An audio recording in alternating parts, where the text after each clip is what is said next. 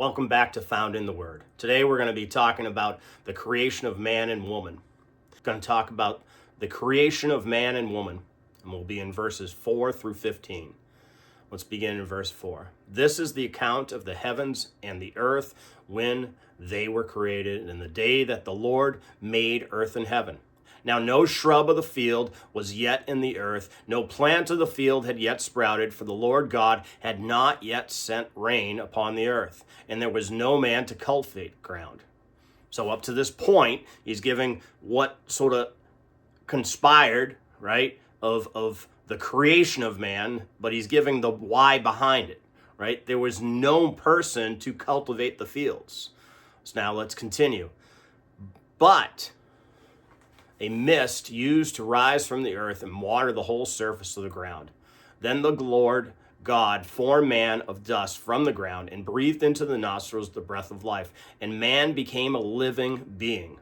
The Lord God planted a garden toward the east in Eden, and there he placed man whom he had formed. Out of the ground the Lord God caused to grow every tree that is pleasing to the sight and good for food, the tree of life also in the midst of the garden, and the tree of knowledge of good and evil.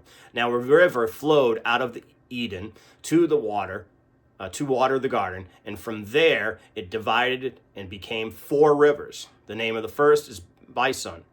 It flows from around the whole land of Havilah, where there is gold.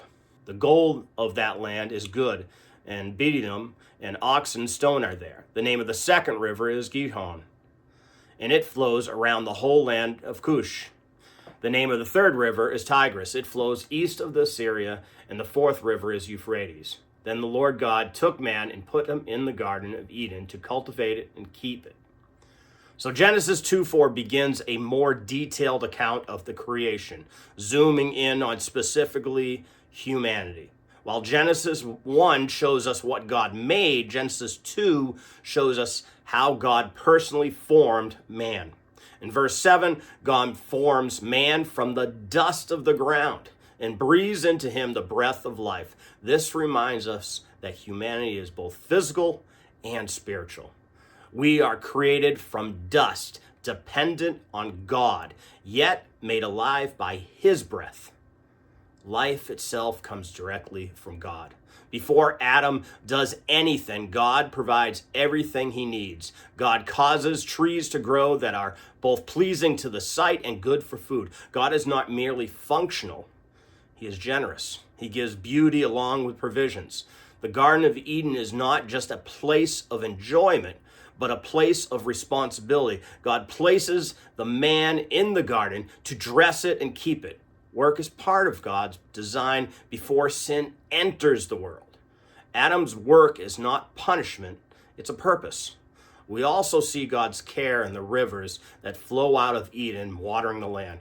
Everything is sustained by God's design. Nothing, as I said before, is random. Nothing is lacking. This passage ultimately points us to Christ. Just as Adam was formed by God's hands and placed in the garden, Christ comes as the last Adam to restore what the first Adam would later lose. Through Christ, we are given a new life.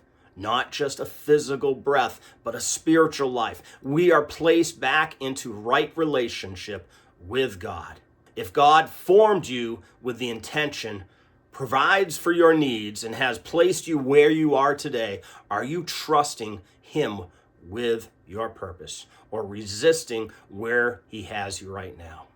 Today, take the time to thank God for his provisions and serve him faithfully in the place he has you planted today. God bless. Take care.